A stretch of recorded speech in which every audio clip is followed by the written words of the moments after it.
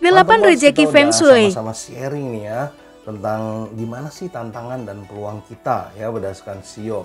Nah, ada satu lagi yang juga bisa mendukung energi bagus kita, itu adalah dari rumah kita, tempat tinggal kita nih ya, tempat usaha kita, atau kamar kita nih ya kalau kita misalnya kos atau di apartemen. Nah, banyak yang salah gitu ya tentang gimana sih nentuin arah rumah yang bagus. Nah, saya mau sharing yang pertama yang mesti kita tahu, itu yang pertama adalah hadap rumah ya, hadap muka rumah. Itu kalau di depan, kita di tengah ruangan, di tengah rumah kita menghadap ke depan yang ada jalannya, itu yang kita sebut hadap atau muka rumah. Nah, belakang kita itu adalah posisi duduk ya, itu belakang rumah itu adalah posisi duduk. Nah, kita lanjut lagi ya. Nah, untuk lebih jelasnya lagi saya pakai gambar denah nih ya. Itu ada pintu masuk ya, yang ada di depannya ada jalan, itu yang kita sebut hadap. Belakangnya rumah itu yang duduk. Nah, tengah rumah itu adalah center yang paling penting, yang nomor 2. Ya, nomor 1 itu hadap, nomor 2 itu adalah center tengah rumah, nomor 3 adalah posisi duduk. Nah, cara nentuinnya gimana sih mata anginnya? Kita berdiri di nomor 2 tuh ya. Di tengah ruangan kita pakai kompas, kita ke arah depan. Ya, kita menghadap ke depan, kompasnya diarahin ke depan, kita lihat hadap mukanya tuh hadap mana gitu ya, itu kelihatan nanti di kompas. Nah, dalam Feng Shui sendiri secara teori dasar, tiap rumah tuh masing-masing ada posisi bagusnya. Ada 8 sektor dalam rumah gitu ya. Ada 4 sektor bagus, ada 4 sektor yang buruk. Nah, kita mau bahas satu-satu nih ya, secara dasarnya dulu. Nah, Pantomers, kita mulai dari rumah yang depannya tuh utara ya, itu ada gambar muka tuh, mukanya utara. Nah, rumah ini disebut rumah adalah rumah api ya, karena dia duduknya di selatan, di posisi api. Nah, kita tanpa secara umum ya, nggak usah ngelihat zodiaknya dulu, nggak usah ngelihat tanggal lahirnya. Nah, rumah yang menghadap utara atau tempat yang menghadap utara itu ada 4 sektor yang bagus ya. Sektor utaranya sendiri dia bagus, sektor timur yang saya kasih tanda hijau itu bagus, sektor tenggara dan selatan. Nah, sektor bagus ini bisa nih ya untuk pintu rumah gitu ya, atau dia untuk kamar tidur atau ruang kerja atau ruang belajar. Nah, tempat-tempat bagus ini memang setiap tahun atau setiap bulan, setiap hari dia akan berubah energinya ya, karena ada energi yang berubah terus tuh ya. Jadi bisa aja di utara nih yang sekarang lagi bagus, tiba-tiba di bulan depan dia meredup sedikit energinya. Nah, itu gunanya si Feng Shui ya, kita akalin gitu ya, kita perbaiki energinya pakai cara apa. Nah, itu gunanya si Feng Shui. Nah, kita lanjut ya ke posisi rumah yang berikutnya. Nah, yang berikutnya rumah kalau rumahnya hadapnya timur laut ya. Rumah ini sendiri dia adalah rumah tanah bilangnya ya. Energi dalam rumah ini adalah energinya tanah. Jadi orang kalau yang dia perlu energi tanah di rumah ini, dia kan pasti bagus banget gitu ya.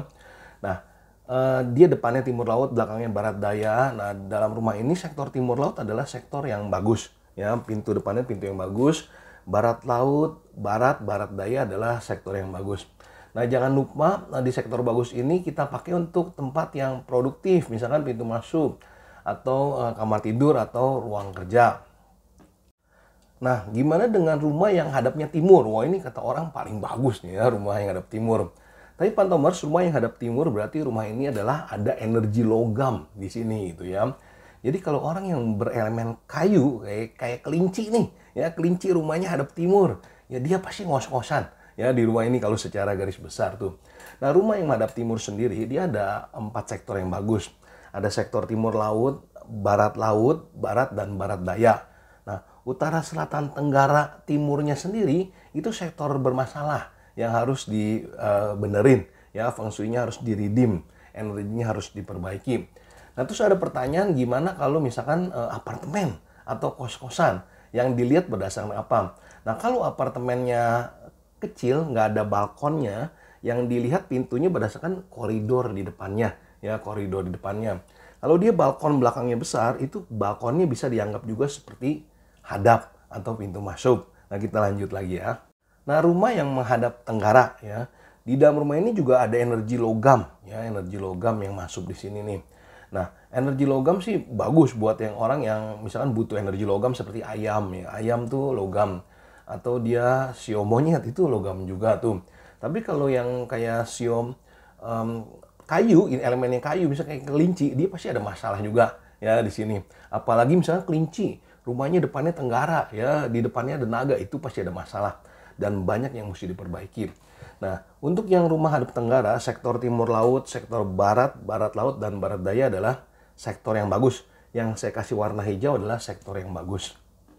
Nah, gimana dengan rumah yang hadapnya selatan? Ya, ini kalau dalam feng shui dia depannya kuda nih ya, belakangnya tikus.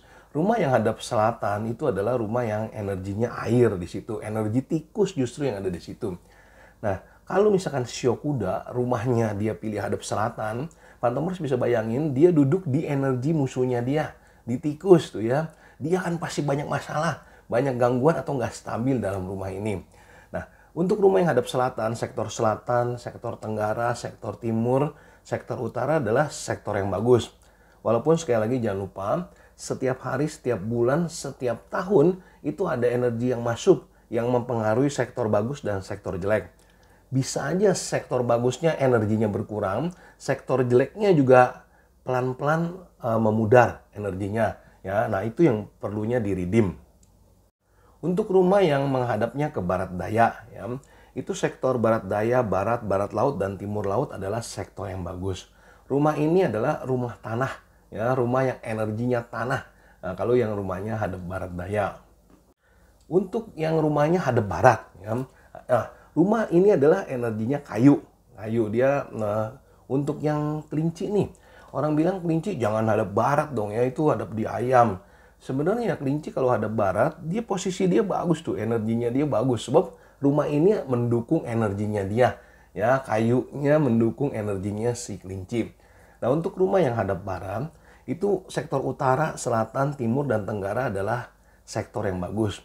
Depannya sendiri ini pintu masuknya dia harus redeem benar-benar. Ya, sektor barat daya, barat laut, dan timur lautnya itu harus benar-benar mesti diperbaiki. Nah, untuk rumah yang hadapnya barat laut, ya, ini juga rumahnya ada energi kayu di situ ya, ada energinya angin di situ. Nah, rumah ini utara, selatan, timur, tenggaranya adalah sektor yang bagus. Sektor bagus ini jangan sampai ada toilet, tempat sampah, kotor, atau gudang kosong, atau saluran air. Nah, tempat bagus-bagus kita, kalau ada tempat yang kotornya itu akan merusak energi secara keseluruhan. Nah, Pantomers itu adalah secara garis besar ya, teori feng shui yang sangat sederhana ya. Masih banyak sekali lagi dipengaruhi dari energi yang masuk setiap hari, setiap bulan, setiap tahun, dan dipengaruhi oleh masing-masing zodiak. Nah, contoh satu lagi ya, yang misalkan kayak orang yang shio kuda yang elemennya api, tapi dia rumahnya hadap selatan, depannya selatan. Nah, itu Pantomers bisa lihat dia berarti dia ada dalam rumah yang energinya air. Energinya apinya sendiri pasti lemah. Ya, dia pasti ngos-ngosan gitu ya. Atau misalkan shio ayam nih, ya, shio ayam. Dia rumahnya menghadap ke barat, katanya menghadap ke energi bagusnya dia. Pantomers jangan lupa sektor barat sendiri depannya bermasalah. Nah, dia pasti bermasalah ya untuk soal rezekinya. Dan dia duduknya di energi musuhnya dia, di kelinci. Ini orang yang shio ayam pasti ngos-ngosan ya, banyak tantangan yang harus dilewatin. Nah, Pantomers untuk lebih jelasnya lagi nanti kita bahas di live jam 10 malam.